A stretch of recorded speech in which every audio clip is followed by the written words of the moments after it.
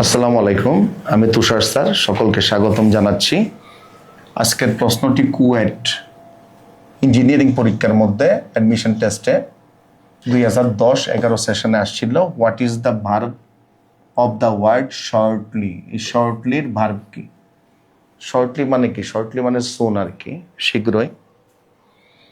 আর shortly সম্পর্কে আমি একটা বলি, অনেকের ধারণা আছে যে প্রেজেন্টলি আর অ্যাট প্রেজেন্ট, এই দুইটা এক, আসলে কিন্তু এক না।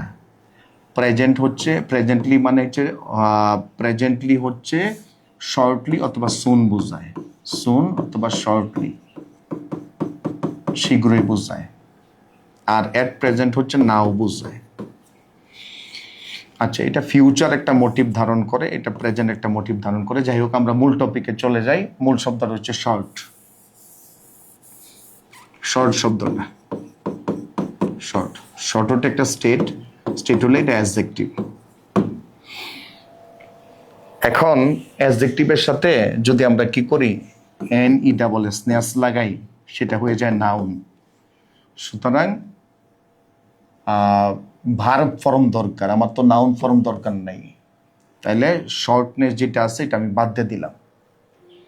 এখন যেগুলি অ্যাডজেক্টিভ আছে, অ্যাডজেক্টিভকে আমরা দুইটা ব্রড ক্যাটাগরিতে ভাগ করি, একটা গ্রেডেবল অ্যাডজেক্টিভ, একটা নন গ্রেডেবল অ্যাডজেক্টিভ। যেগুলি ডিগ্রি থাকে সেগুলিকে গ্রেডেবল অ্যাডজেক্টিভ বলা হয়, যেগুলি ডিগ্রি থাকে না সেগুলিকে নন গ্রেডেবল অ্যাডজেক্টিভ বলা হয়।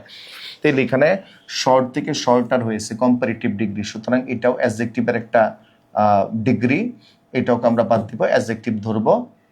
আর এখানে দেওয়া আছে শর্ট তো নিজেই একটা অ্যাডজেক্টিভ, এটাও একটা অ্যাডজেক্টিভ, তার মানে এটা নাউন হয়ে গেল, এটা অ্যাডজেক্টিভের একটা ডিগ্রি, কম্পারেটিভ ডিগ্রি, এটাও কি অ্যাডজেক্টিভ। তাইলে এই যে শর্টেন, যোগ করলাম, শর্ট প্লাস এটার মাধ্যমে কোনো কিছুকে ছোট করা, সংক্ষিপ্ত করা, খাটো করা, এরকম বুঝিয়েছে। সুতরাং এটাই হচ্ছে ভার্ব। আমরা একটু চেক দিব ভার্বটা ঠিক আছে কিনা, শর্ট এন্ড ঠিক আছে কিনা উত্তরটা। হ্যাঁ, শর্ট এন্ড উত্তর। ধন্যবাদ সকলকে।